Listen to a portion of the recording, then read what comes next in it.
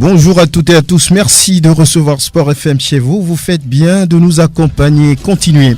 Dingue du Sport évoque le match Togo-Comores le 10 septembre à Lomé, manche retour du tour préliminaire de la Coupe du Monde Qatar 2022. En attendant, le match aller a lieu ce vendredi à Moroni, la capitale comorienne. Quel visage les éperviers vont-ils préparer là-bas ou bien sur ces deux matchs? On va tenter de comprendre. Entre-temps, Floyd Haïté a signé à Gençler Birliği en D1 turc. Elle devient importante, la légion togolaise dans la Super League.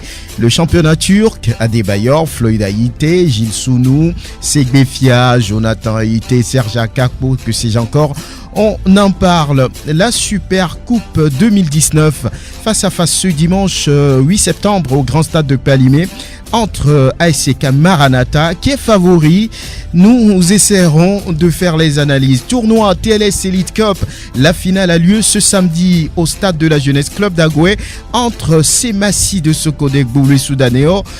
Nous en parlons. Dingue de Sport invite Jacques Pekemsi du www.radiosportfmtg.com, Prosper Agbouklou, Aristide Kouévidien, John Atisso, l'amitié Dré qui va parler de la Super Coupe, vous le savez. Puis nous avons Robert Daba, promoteur du tournoi TLS Elite Cup en studio. Sans oublier que la vidéo de cette émission est toujours, comme toujours, l'affaire des l'homme à Dovon. Mise en onde Théo Ajavon, je suis Franck Mounyama, bienvenue. Merci d'être autour de ce plateau. On va commencer par saluer Robert Atchoudaba, qui est le promoteur du tournoi TLS Elite Cup. Bonne arrivée. Merci, cher frère. Et bonsoir. Tout va bien? Tout va bien, par la grâce de Dieu. L'amitié Dré, merci d'être en studio. Bonjour. Bonjour Franck, bonjour à tous les confrères, bonjour au milieu du tour du Sport FM. John Atisso, en maillot de la Squadra Azzurra, on est supporter de cette sélection-là? Non, c'est un cadeau, donc je suis obligé de le porter. Voilà, mais vous n'aimez pas la sélection italienne? Non, je suis beaucoup plus espagnol. Espagnol, ah oui. Jacques Pekemsi, merci d'être là. Oui, bonsoir à vous, bonsoir à toutes et à tous. Très bien. Tournoi TLS Elite Cup, c'est ça, non, Théo, c'est bon? Bon, on va commencer par parler de ça. Robert Atchoudaba, la finale, c'est pour bientôt. Bientôt, quand on dit bientôt, c'est ce samedi entre Semassi de Socodé, Boulé Soudaneo. Mais c'est un bon plateau. Ah oui, un très bon plateau vu le parcours de ces deux clubs durant le tournoi. Il faut dire que Boulou est l'équipe qui a produit plus de jeux. Ils jouent bien de la défense jusqu'en attaque. Ils ont un compartiment de jeu assez plein, et vraiment avec un leader, un capitaine, Noklo Kossevi Martin. Je dois dire que Bolossou aujourd'hui a un très bel effectif, qui fait du jeu, qui joue bien depuis le début. Mais il y a Semassi, qui est l'équipe qui joue plus de façon agressive et directe. Ils ont un football très direct. Ils ne font pas de petites passes. Ils sont là, ils attendent l'adversaire. Et quand ils récupèrent la balle, ça va vite sur les côtés. Ça fait que nous avons une très belle affiche, une très belle opposition de jeu. Et ça promet pour samedi. Ça promet pour samedi. Là, ceux qui aiment Semassi et ceux qui aiment Boulou, les guerriers et les requins mâles seront face à face ce samedi au Stade de la Jeunesse Club d'Agoué. Est-ce qu'il faut venir juste ou bien il y a quelque chose à donner? Ah oui, l'entrée n'est pas gratuite, c'est ça? C'est le même tarif. 500-300. 500-300. L'objectif, ce n'est pas pour ramasser de l'argent sur ce tournoi, mais plutôt donner de la matière au club, les aider à se préparer pour la nouvelle saison. Et il n'y a pas que les joueurs qu'il faut préparer, il y a aussi le staff des clubs qui, à travers ces tournois-là, Et je vois à peu près le niveau des joueurs qu'ils ont. Et il y a aussi les arbitres qui, à travers ce tournoi, ont de la matière. Nous n'oublions pas aussi les présidents de club, parce que quand vous êtes président de club, c'est vous qui mettez la main à la poche. Donc il faut voir les joueurs qu'on vous présente à l'œuvre. Il faut savoir sur qui il faut dépenser. Donc ce tournoi était un tremplin. Tous les acteurs ont été servis, ont été à l'œuvre, ont eu de la matière et nous nous en félicitons. Voilà, ce sera l'apothéose après, on va dire, plusieurs semaines d'activité ou bien de compétition, de jeux pour les clubs. Y a-t-il un message à l'endroit du public? Oui. Oui, avant d'en arriver là, je voudrais d'abord dire que les clubs sont prêts pour ce défi. J'ai eu à discuter avec le staff et le secrétaire général de Semassi il y a quelques minutes avant de rentrer au studio. Et le club se prépare bien, avec une très grande mobilisation du niveau de Socodé. Je rappelle que dès la fin de leur demi-finale contre Togopor, ils sont repartis à Socodé. Et il y a eu beaucoup de joueurs qui ont eu des bobos. Jusqu'à aujourd'hui, tout est rentré en ordre et l'équipe est prête. Ils vont faire une séance d'entraînement ce soir et demain. Et le vendredi matin, ils débarquent sur Lomé. J'ai eu à discuter aussi avec les coachs de Gbolesou. Tout est fin prêt. Gbolesou attend de pied ferme Semassi de Socodé. Ça va être une très belle affiche. Ah oui, ce face-à-face là entre les guerriers et les requins, qui aura le déçu? On se le demande. Ah oui, ça va être âprement disputé, mais mon cœur balance, je ne sais où. Ne sais où. Votre cœur balance. Ah, mon cœur balance. En faveur de quelqu'un? Je ne sais pas exactement. Semassi, c'est un club qui m'a porté haut. Oui. Aujourd'hui, le club qui m'a révélé au public sportif togolais en tant qu'organisateur de match, c'est bien le club Semassi de Socodé. Oui.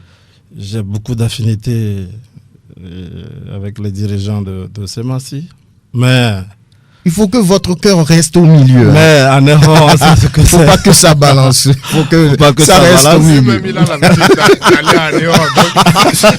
Entre l'amour de Socodé et Néo, voilà. Il faut que ça reste au milieu. Voilà, c'est pourquoi je dis que ça balance vraiment. Mais l'objectif, c'est que qu'il y ait du jeu, et au-delà de l'enjeu, qu'il y ait du jeu, qu'il y ait de la bonne ambiance. Vous savez que ce tournoi s'est organisé dans le cadre du 12e anniversaire de Télésport. Donc, au-delà du jeu, nous sommes aussi dans un cadre festif. Donc, il faut rester dans ce cadre pour que l'ambiance soit belle, que tout le monde puisse être content à la fin du tournoi. Voilà, que le public fasse nombreux de déplacements surtout, c'est ça. Ah, surtout, et nous sommes en train de faire tous les derniers réglages. Je parlais tantôt des clubs. Au niveau de l'organisation, tout est presque OK. Il nous reste que la tribune du terrain de la Jeunesse Club d'Agoé à couvrir. Donc, nous avons mis un dispositif en place. Nous serons au terrain cet après-midi pour revoir tout ce qu'il faut faire pour couvrir la tribune, parce que le soleil, ça a vraiment dérangé tout au long du tournoi. Et aussi la pluie qui commence pas à s'inviter. Donc il faut vraiment être prévoyant. Donc, nous allons tout faire pour que... Pardon. Un petit chat, il faut le sortir. Ouais, nous allons tout faire pour que le samedi...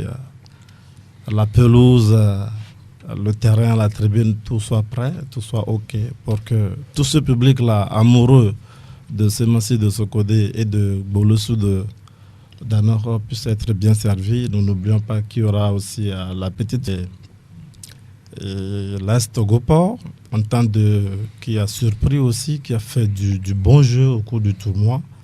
L'entente qui a sorti l'invité du tournoi, le vice-champion du Bénin, BKFC. Donc, il y aura une très belle affiche aussi pour le match de classement. Tout le public sportif d'Agoua et de ses environs est invité. Tous les acteurs du football togolais aussi. Il faut qu'ensemble nous soyons au rendez-vous pour faire la fête. Et après samedi, dimanche, on est à Paris. Oui, dimanche, on est à Paris. Voilà. Robert Atoudaba, bon courage surtout et on sera ensemble pour cette finale entre Gbouléssou et Semassi ou Semassi Gbouléssou pour le compte du tournoi TLS Elite Cup. Merci beaucoup. Il y aura vraiment du jeu. Et je voilà. vous attends tous.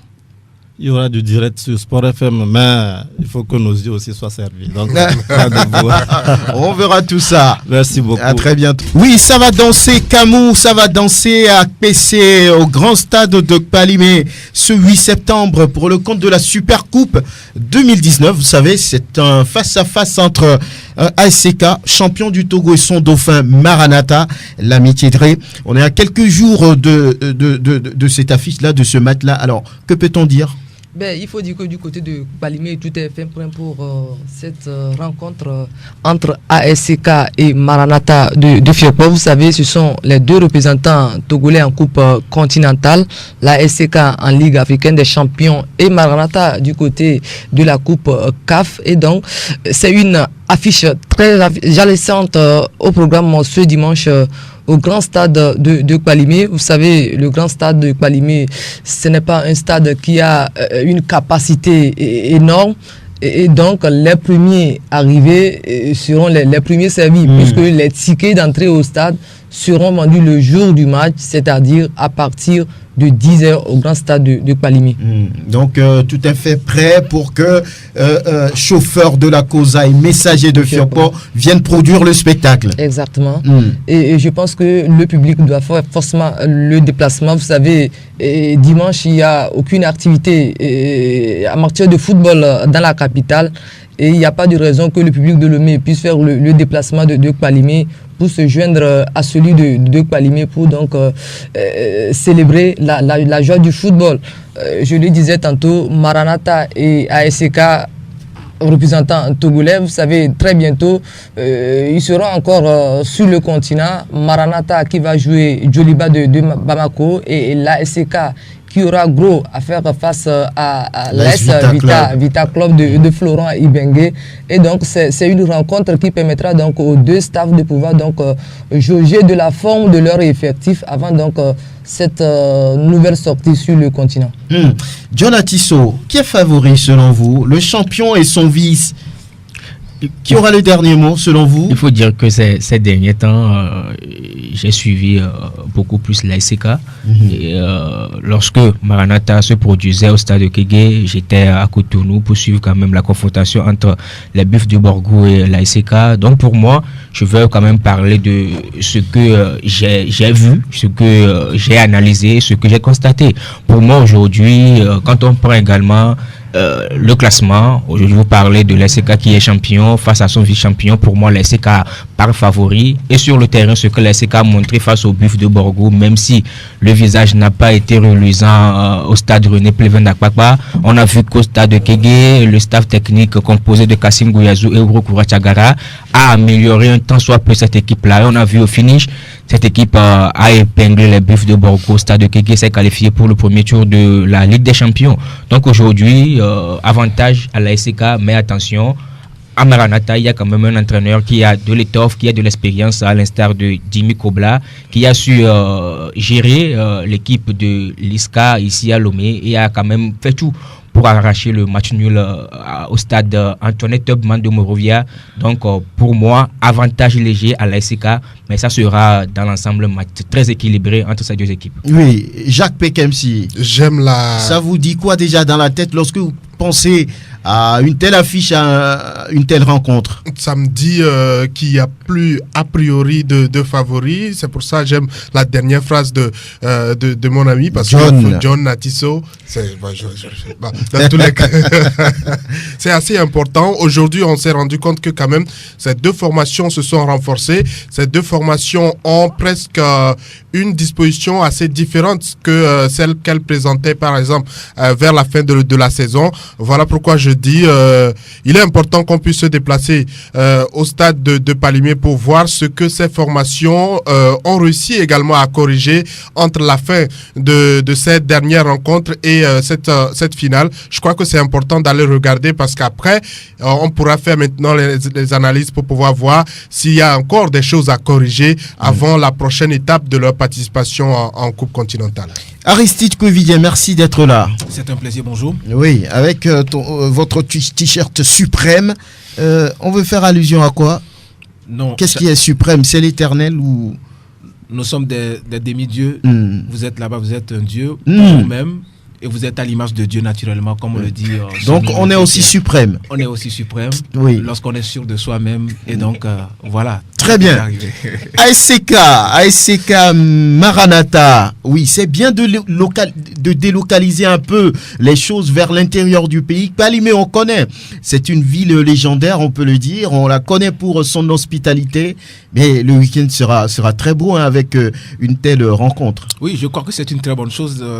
D'abord pour les populations des plateaux, parce que vous savez que depuis qu'on a commencé la Ligue africaine des champions et même la Coupe de la Confédération, il y en a forcément qui n'ont pas eu cette occasion de venir au stade de Kégué découvrir l'une des équipes. Et donc je crois que c'est une occasion de découvrir ou de redécouvrir une fois encore ces deux formations qui sont donc engagées depuis un moment en Coupe africaine. Mais au-delà, je pense que c'est un match évidemment qui sera aux allures d'un match ou d'une finale, je dirais, de championnat national de football de première division. Même si on sait ces deux clubs sont aujourd'hui en Coupe continentale, il faut également préciser tout simplement que la vérité de la Ligue africaine des champions ne sera pas forcément la vérité de la Supercoupe. De la même façon, la vérité donc de la Coupe CAF ne sera pas la vérité donc de la Supercoupe, simplement parce que l'état d'esprit ne sera pas le même. Les gens savent le plus souvent que lorsqu'on est face à un adversaire hors donc de son pays, il y a une certaine mentalité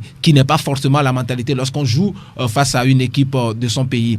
Mais au-delà, ce qui me réjouit, c'est que à partir de cette finale, il y a des équipes qui vont essayer quand même de corriger des lacunes. C'est vrai, on a eu la chance donc de franchir le premier tour, mais la SCK draine encore quelques petites lacunes, de même que Maranatha de Fiokpo. Ce sera l'occasion d'équilibrer les choses. D'équilibrer les choses, oui. Parce que moi j'étais un peu surpris la dernière fois. C'est vrai que depuis ce temps-là, j'ai pas eu le temps de commenter cette rencontre de la SCK face donc au Bluff de Borgo ici. J'étais surpris de voir la titularisation de Ouro Agoro Ismaël et de Agoro Ashraf dans ce système classique de 4-4-2, alors que les deux joueurs avaient le même profil, ils avaient le même positionnement, ils avaient le même déplacement, c'était des gauchers. C'est pourquoi vous allez voir que en première partie, la SCK était en difficulté. Il a fallu que Kassim Gouiazou sorte finalement Ouro Agoro Ismaël pour que finalement Ouro et l'autre Agoro Ashraf puissent se retrouver. Et dimanche, ça va donner quoi? Et dimanche, sur ce match à SCK Maranatha? En termes de score sur le plan comptable, je dirais quand même que bon, c'est le meilleur qui va gagner. Je veux être malin comme ce supporter qui indique à qui veut bien entendre, qui supporte la sélection ou le club qui gagnera le précieux Graal. Prosper Agboklou, bonjour, bonne arrivée. Merci. Tout va bien?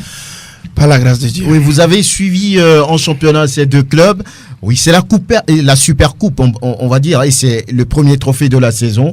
Mais c'est important pour ces clubs-là. Oui.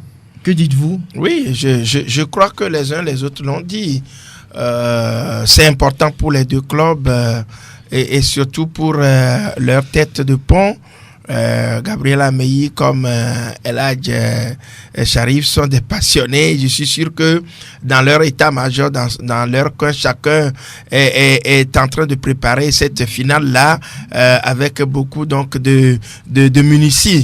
Et chacun d'eux, je pense, n'aura pas voulu perdre parce que cela compterait pour un titre de début de saison.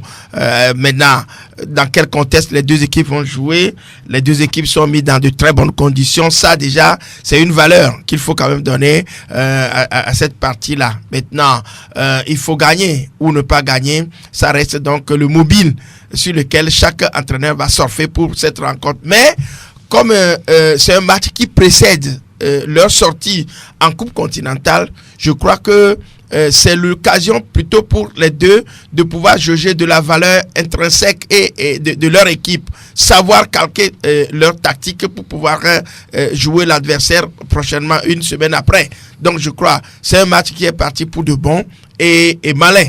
Très bien malin, celui qui pensera à l'avance le vainqueur. Parce que quand on voit à peu près les deux équipes, pour l'instant, pour moi, elles restent très tactiques. Elles jouent en fonction de l'adversaire. Covidia l'a dit tout à l'heure, face au Buffle, on a vu ce que ACK a fait en première mi-temps, avec le changement de rythme et une deuxième mi-temps plus engagé et qui a permis de gagner. On a vu Maranatha face aux Libériens ici, une première mi-temps difficile, mais un changement de rythme en deuxième mi-temps, ça a permis à cette équipe de gagner. Donc je crois qu'on est sur ces deux variations-là et ça permettra quand même de voir un beau football. Maintenant, bien malin, qui gagnera?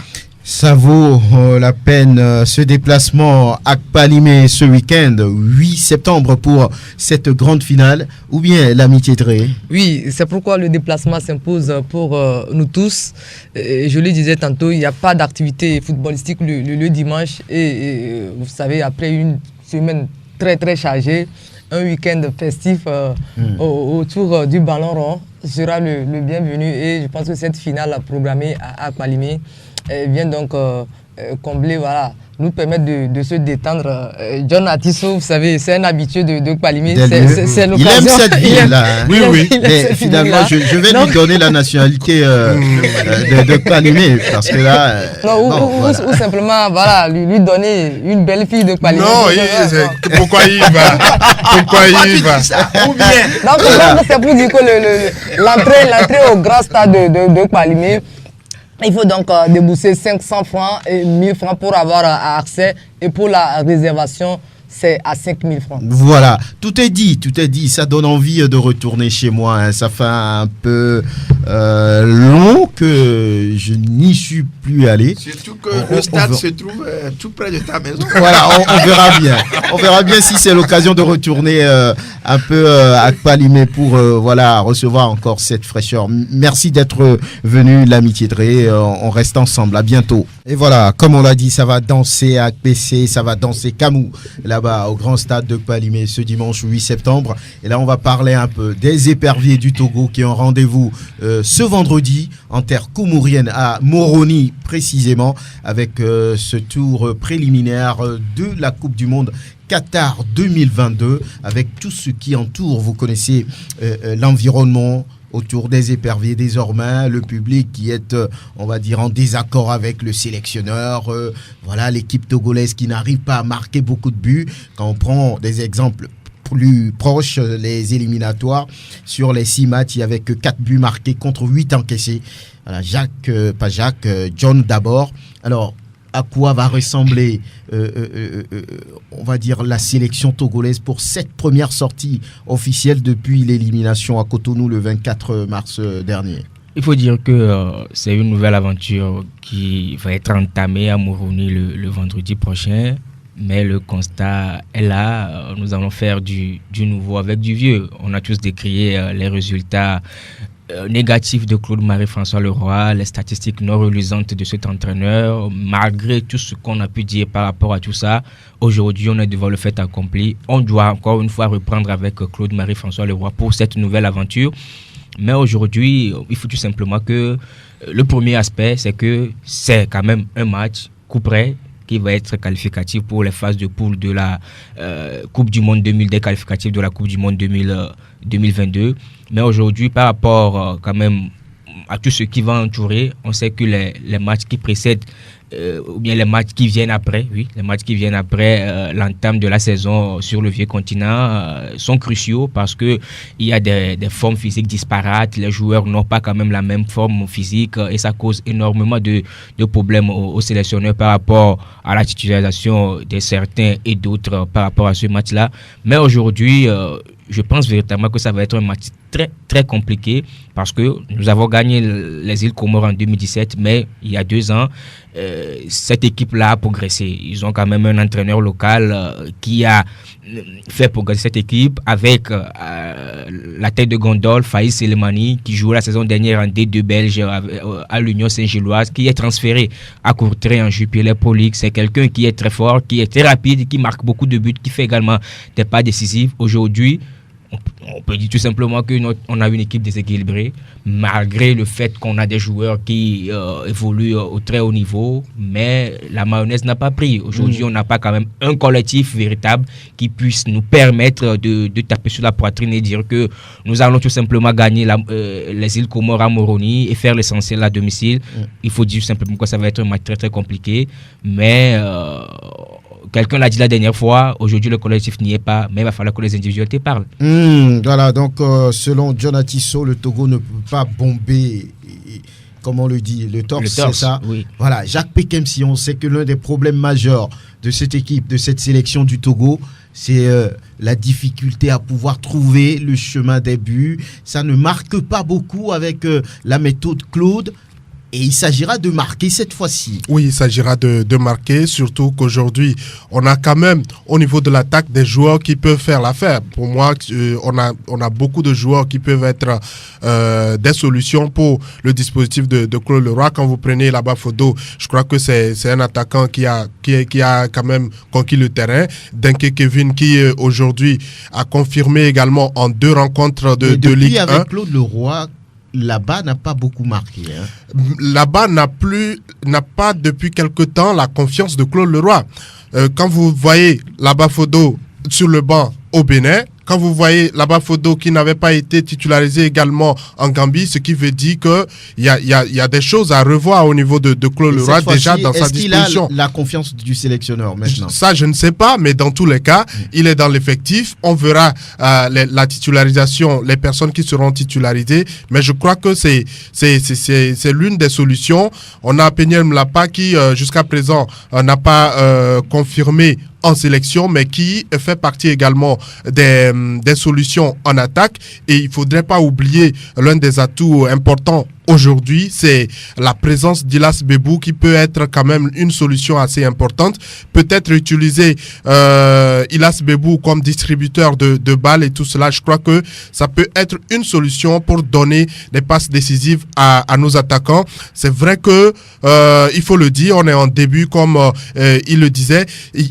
On est en début de saison et c'est difficile pour tout le monde. Avant de rentrer en studio, je suivais l'évolution des 3 rencontres qui ont démarré. Il n'y avait que 0 but partout jusqu'à la pause. Ce qui veut dire que tout le monde a passé un peu les vacances. Maintenant, on n'est qu'à la reprise. On ne peut pas demander des exploits, mais demander surtout la logique en termes de sélection au niveau de Claude Leroy. C'est le plus important. Et puis, demander aux joueurs de se surpasser. Ils ont besoin de ces victoires, que ce soit qu'il y ait des problèmes ou pas. Ces joueurs ont besoin de ces résultats, ont besoin d'aller en phase de poule pour la qualification pour une Coupe du Monde. Ils ont besoin de rêver d'une 2e Coupe du Monde. Aujourd'hui, il ne s'agit pas de regarder le visage de Claude Leroy. J'entends depuis quelques jours des gens souhaiter même l'élimination du Togo par les Comores. Je me demande s'ils sont encore au Togo, s'ils sont des vrais supporters. Juste parce qu'on veut à tout prix que Claude Leroy parte, parce que quand il sera éliminé, on dira que c'est le Togo qui est éliminé et que c'est Claude Leroy qui doit partir. Mais n'oubliez pas, des réactions légitimes. Ce n'est pas légitime. Quand on est patriote, quand on veut le bien du Togo, qui sont sur le terrain, qui sont sur les 11. Mais les défaites font mal aux supporters. Les défaites font mal. Ils n'ont pas le droit de dire ce qu'ils pensent. Même des gens qui gagnent virent toujours leur sélectionneur. Il y a des exemples.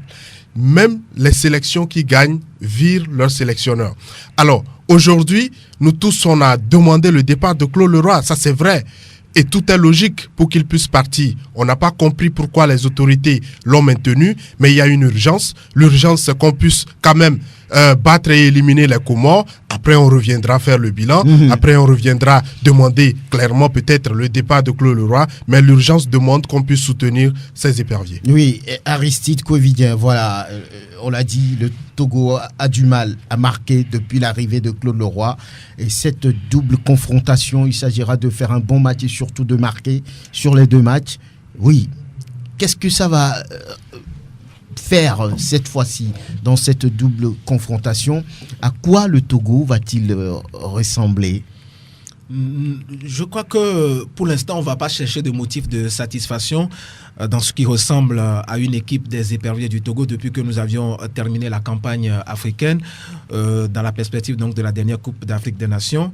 Je pense quand même que c'est le wait and see parce qu'on ne sait pas véritablement si entre la fin des éliminatoires de la CAN 2019 et le début des éliminatoires ou des préliminaires de la Coupe du Monde 2022, cet effectif a véritablement changé d'état d'esprit. C'est une question d'état d'esprit. Moi, je dis souvent que ce n'est pas vraiment le talent qui manque au Togo. C'est vrai, on parle des individualités, on parle de Glinke, on parle de Laba, on parle encore donc de Ilas Bebou, on parle de Floyd Haïté, etc.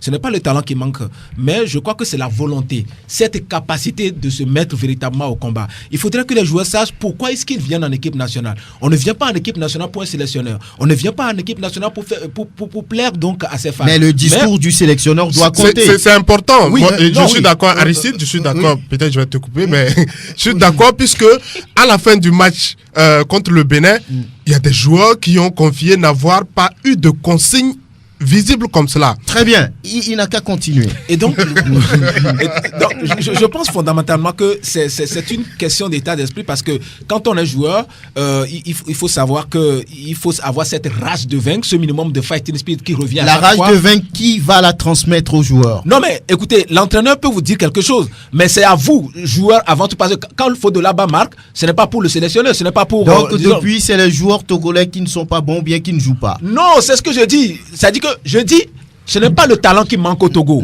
mais c'est la volonté. C'est-à-dire, un entraîneur ne peut pas jouer à la place d'un joueur.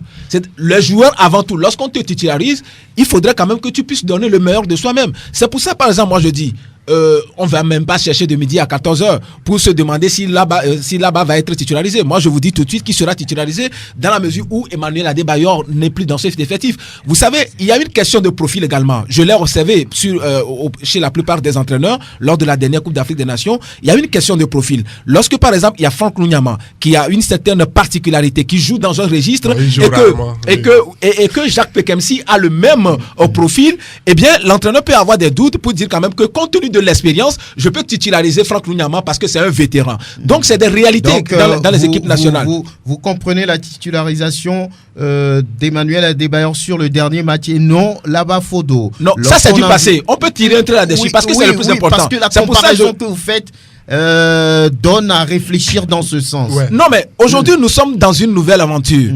Et moi, je dis, il faut toujours tirer les leçons du passé pour pouvoir construire l'avenir. Je fais cette allusion simplement parce que aujourd'hui, dans n'importe quelle équipe nationale, il y a toujours ce problème. Quand vous prenez Nicolas Pepe, par exemple, qui marque en Europe, mais qui a des difficultés en équipe nationale, ce n'est pas pour rien. C'est simplement parce qu'en équipe nationale, il ne joue pas dans le même registre. C'est pour ça, par exemple, quand je dis Emmanuel Adebayor, c'est vrai, c'est un vétéran, il a une certaine expérience. Il a cette capacité-là d'être beaucoup plus fort dans le jeu aérien, contrairement à certains joueurs. Maintenant, moi, en tant que sélectionneur ou en tant qu'entraîneur, je peux, justement, par rapport à ce que je veux, parce qu'à la fin, c'est le sélectionneur qui m'a ramassé les pots cassés. C'est-à-dire que les sélectionneurs sont jugés sur la base des résultats. Un sélectionneur qui n'a pas de résultats a échoué. Voilà. Et donc, c'est pour ça, moi, je pense quand même qu'il faut donner cette confiance-là aux joueurs, parce que dans le naufrage collectif, comme je le dis à chaque fois, le sauvetage individuel est illusoire. On ne demandera pas à la fin qui a bien joué. Mais il faudrait que le jeu soit vraiment un jeu collectif pour qu'à la fin, le Togo puisse gagner. C'est ça le plus important. Avant John, je veux avoir la réaction de Prosper d'abord. Non, je crois que les uns les autres savent déjà la position que nous avons sur Claude Leroy. Mais si je rejoins Jacques qui dit le sang du patriotisme doit prévaloir. Nous avons le devoir de supporter nos frères, enfin les Togolais qui sont sur le terrain, et on comprend bien aisément le public. On ne va pas dire que le public a tort, ce public-là n'a pas tort. Maintenant, il faut le remotiver dans un autre sens pour leur faire comprendre que oui, Claude Leroy est là, il est toujours là, nous ne sommes pas malheureusement les décideurs qui peuvent le faire partir. Maintenant, il est là, l'équipe a joué contre les îles Comores. Maintenant, ce que nous devons savoir, c'est que lorsqu'il y a un match de football, il y a aussi l'aspect économique qu'il faut quand même beaucoup en profitent. Donc si tel est le cas, on peut dire aussi que bon, c'est vrai, on veut voir partir le roi. Maintenant, le Togo joue. Nous sommes un peu entre l'enclume et le marteau. Qu'est-ce qu'il faut dire? Doit-on venir au stade pour huer les Togolais ou bien le roi? Bon, je crois que on peut demander au public, mais ça c'est une demande personnelle, de faire trêve de grève par rapport à cette attitude.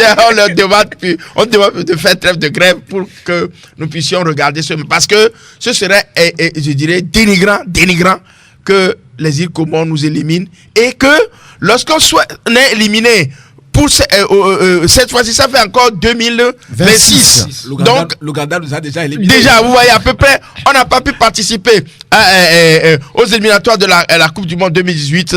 Ce sera quand même dommage et aberrant que le Togo, qui était déjà à la Coupe du Monde 2006, soit éliminé par les îles Comores. C'est dénigrant. Maintenant, après, on verra avec le cas de Col-le-Roi. Et s'il faut même faire un tour chez le chef de l'État. Vous allez conduire la délégation. Oui, pour chez le chef de l'État pour lui poser des questions pour savoir pourquoi Col-le-Roi est resté. Il faut quand même qu'on fasse trêve donc de cette grève, supporter les éperviers, leur amener dans ce soutien-là pour éliminer ne serait-ce que les Comores et rentrer en poule pour que nous ayons plusieurs matchs à Lomé. Et ça ferait pour la Coupe du Monde, pour la CAN, ça nous amènerait quand même un bonus sur le plan social et économique. Oui, voilà. John, vous vouliez placer un mot. A été seulement payé l'année dernière, là, vous savez. Oui, je vais revenir sur ce que Aristide Kovidien a développé tout à l'heure. C'est quelqu'un que j'admire beaucoup, mais je vais prendre le contre-pied parfait de ce qu'il vient de dire. Pourquoi? Aujourd'hui, il faut savoir que dans le football moderne, la rage de vaincre a des limites. La grinta a des limites, même si on va sur un terrain avec une motivation supplémentaire. Quand tactiquement on n'est pas en place, quand techniquement on n'est pas en place, il faut savoir qu'à 95%, c'est perdu d'avance. Je vais donner un exemple. Est-ce que les Sénégalais, lors de la dernière Coupe d'Afrique des Nations, n'avaient pas cette motivation supplémentaire pour apporter le trophée à Dakar? Mais quand on a sur le terrain des Riyad Mahrez, on a sur le terrain des Bounedjah qui sont plus motivés et tactiquement en place, on a vu que c'est l'Algérie qui a gagné finalement la Coupe d'Afrique des Nations. Aujourd'hui, nous avons énuméré certains joueurs à l'instar d'Elas Bebou, là-bas Fodo, qui a d'ailleurs marqué un doublé la dernière fois, Elas Bebou qui a ouvert son compteur but avec Offenheim, mais le collectif n'y est pas, il faut avoir le courage de le dire. Aujourd'hui, c'est l'animation du jeu, l'animation offensive, tous ces paramètres qui tournent autour d'une sélection. Là, on ne parle pas quand même de freestyle, on parle d'une équipe nationale, et une équipe doit être véritablement une équipe. Et une équipe, c'est un collectif. Aujourd'hui, on n'a pas ce collectif, même si ces joueurs rentrent sur le terrain avec quand même cette grinta, cette rage de vaincre et quand même ce patriotisme, quand Col-le-Roi ne met pas quand même tactiquement quelque chose en place. Et on l'a vu face au Bénin à l'aller. Ici, c'était 0-0. Au match retour au stade général Mathieu Kérékou de Kourounou, c'était 2-1 avec une défaite et le Togo n'a rien monté dans le jeu. Cela veut dire qu'on a beaucoup à faire tactiquement avec cette équipe-là. Apparemment, John n'a pas dit le contraire de ce que j'ai dit. Parce que moi, je ne pensais pas que vous disiez la même chose. Oui, ça a été toujours, disons, le leitmotiv à chaque fois que je le dis. Le collectif avant tout. Quand les Algériens, ils donnent l'exemple, il a donné tout à l'heure l'exemple de l'Algérie. L'Algérie, la force de l'Algérie, c'est le collectif.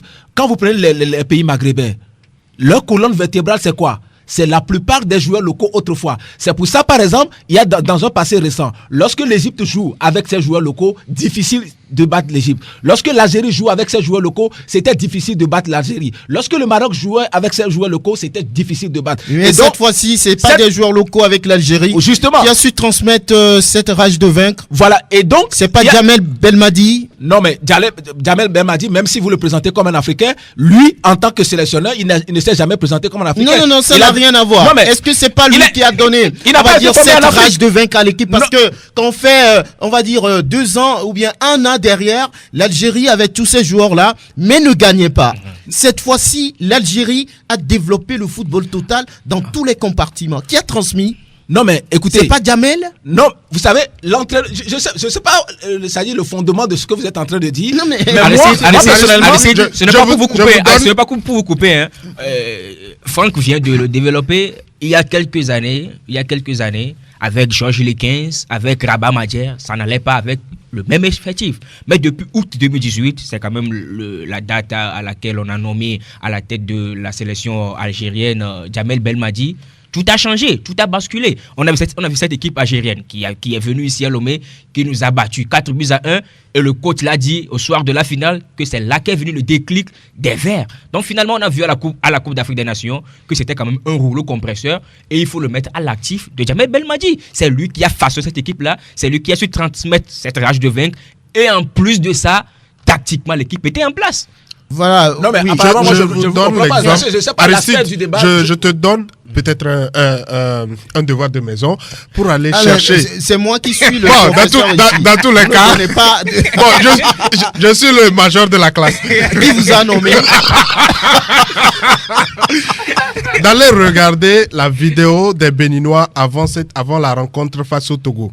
Le discours de l'entraîneur, du sélectionneur béninois, le discours qui était là dans les vestiaires, et je crois que la vidéo, nous tous on l'a vu, et le discours, je crois que quand vous transmettez tout cela, forcément les joueurs vont se surpasser, et quand vous avez un dispositif qui répond à ce que vous demandez, forcément ça va rouler. Moi, je n'étais pas surpris de nous voir éliminés par le Bénin, parce que justement dans les coulisses, tout était déjà gagné.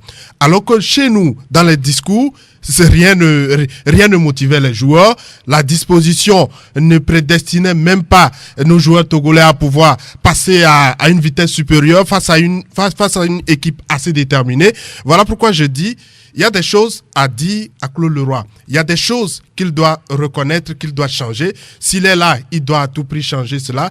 Son discours, sa disposition tactique, ses choix même de joueurs titulaires, par exemple, pour le démarrage de ces rencontres, je crois qu'il y a des choses à corriger s'il doit être toujours là comme sélectionneur du Togo. Oui, non, mais apparemment, moi, je ne parle pas de Claude Leroy. Moi, je fais une analyse de façon globale, mais vous êtes en train de parler de Claude Leroy. Vous parce que, par exemple, parler de Claude Leroy parce que selon vous, il est blanc.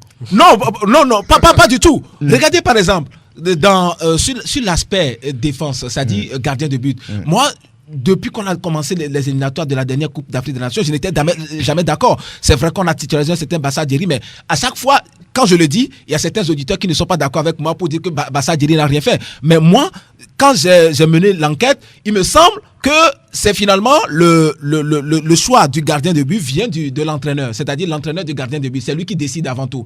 Puisque sur la première rencontre sur laquelle, disons, il a été titularisé, c'était Agassa qui a dit, bon voilà, en l'absence de Ouro Dida Fataou, il faudrait quand même qu'il soit titularisé. Moi, je ne suis pas un sélectionneur pour parler à la place de qui que ce soit. Lorsque vous n'avez pas de résultats... Ne parlez pas à la place de Claude Leroy, mais ce sont ces résultats, ce qui se passe, que nous analysons. Bien évidemment. J'ai l'impression que vous ne voulez pas égratigner l'entraîneur, mais bon, ça reste en proposition. Quel entraîneur? On parle de Claude Leroy. Non, mais vous savez... Moi, on laisse ça. Qu'est-ce qui va se passer vendredi? L'équipe va gagner. C'est ce que nous souhaitons. Non, mais si vous prenez cette position, enfin, si vous posez la question de cette façon, je ne sais pas comment vous répondre. Mais laissez-moi faire mon analyse et je vous dirai. On n'a plus beaucoup de temps, on va aller rapidement. C'est pourquoi peut-être de donner un score, peut-être. Oui, le Togo va gagner compte tenu de ci, compte tenu de ça. C'est tout ce que... Non, de toutes les façons, je crois que ça va être un match assez compliqué. Un match assez compliqué. Au pire des cas, si le Togo revient avec un match nul, ce sera une très bonne chose. D'abord pour le moral des joueurs et pour peut-être la suite de l'aventure. Et peut-être pour terminer, vous savez que c'est les préliminaires de la Coupe du Monde. Si les deux rencontres se terminent sur un score de parité nul et vierge et qu'on va dans l'étape des prolongations, c'est les Comores qui iront donc, enfin c'est les Comoriens qui iront donc en phase de poule. Et donc il faudrait quand même qu'on soit certain de ça. Peut-être que ce que je dis, ça peut paraître flou, mais c'est quand même légitime de rappeler cet aspect aux gens. Lorsque, par exemple, nous allons faire 0-0 là-bas, c'est vrai, c'est un match nul. Lorsque nous allons faire encore 0-0 ici, les règlements, l'article 20-10 des règlements de la Coupe du Monde prévoit à ce qu'on puisse jouer les prolongations 2 fois 15 minutes. Lorsqu'on va jouer les 2 fois 15 minutes et que là, on va faire 1-1, c'est évidemment le Comore qui parle. Et lorsqu'on va, par exemple, jouer les tirs au but et que on n'essaiera pas, c'est-à-dire que de déterminer le vainqueur, c'est le Comore qui passe. Et donc, c'est quand même... Le Togo a obligation de gagner sur les deux matchs. C'est tout ce qu'on peut souhaiter. Voilà, mais puisque nous sommes aujourd'hui dans un football moderne, aucune rencontre n'est gagnée d'avance. Ce que moi je souhaiterais, c'est que les joueurs puissent avoir un nouvel état d'esprit qui puisse leur permettre de faire une autre rencontre, à part ce que Claude Leroy et les siens ont déjà produit lors des dernières éliminatoires. Très bien. On va faire un petit exercice. Chacun aura 30 secondes pour rapidement dire pourquoi la légion des joueurs togolais devient maintenant importante au niveau de la Super League. On veut parler du championnat turc. Vous savez quelque chose? Je n'en sais pas trop, mais quand on voit quand même les joueurs qui y vont, on a vu Adebayor qui est au soir de sa carrière, on a vu Flo Daïté qui a signé tout récemment à Gençler Birliği.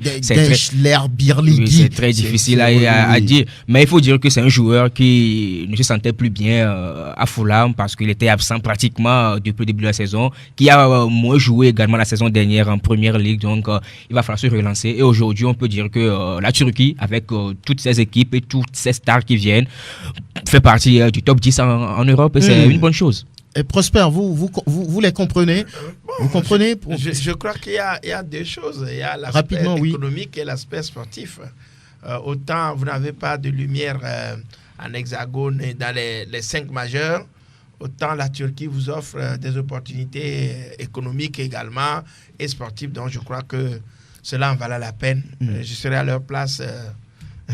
Vous ferez la même chose. Voilà. Jacques, on a vu Adebayor, on a vu cette fois-ci Floyd Haïté, Prince Segbefia, Gilles Sonou, Serge Akakpo et Jonathan Haïté. Ils sont nombreux, ces Togolais, à jouer là-bas. Et je prends le risque de comparer le championnat turc au championnat français. Je me dis que à cette allure, d'ici quelques années, le championnat turc va dépasser le championnat français parce que justement il y a de l'investissement, il y a du jeu. Quand vous regardez le championnat turc, moi je crois que c'est assez important. Et puis on est en face des joueurs qui n'ont pas de place en Angleterre, en Espagne, qui n'ont plus presque de place. On a vu la difficulté qu'a éprouvé Floyd Haïté pour exister en Premier League la saison dernière. On a vu cette difficulté également en début de saison en Championship. Maintenant, ce qui veut dire qu'on est en face également d'une génération qui est en train de passer. Oui. Adebayor est en fin de carrière. Floyd Haïté a atteint la trentaine également. Gilles Sonou est également dans la phase descendante. Je crois que c'est la logique. On va terminer sa carrière là-bas. Aristide, est-ce que vous comprenez ça? Le fait pour les Togolais désormais de prendre le chemin de la Super League, le championnat turc, ça vous dit quelque chose? Bon, moi je dis peut-être qu'ils n'ont pas trouvé mieux ailleurs, donc on leur a proposé quelque chose là-bas. Eh bien, bon, tant mieux. Je peux comparer ce phénomène à ce qui est arrivé à un certain Thierry Henry. C'est parce que les Français ne lui avaient rien proposé qu'il était parti en Belgique. Donc aujourd'hui, je crois que si c'est qu'ils avaient mieux ailleurs sur le continent, enfin peut-être en France ou en Suisse, eh bien, ils seront peut-être là-bas, mais bon, moi je leur souhaite que bonne chance. Oui. Aristide Quevilien, merci. Merci Jacques Pekemsi, Prosper Agboklou, merci John Atisso, merci. On remercie également l'amitié de Ré, on remercie Robert Daba qui était de passage. Merci Elom Adovon pour la vidéo de cette émission. Anas PM, Théo Ajavon, à bientôt.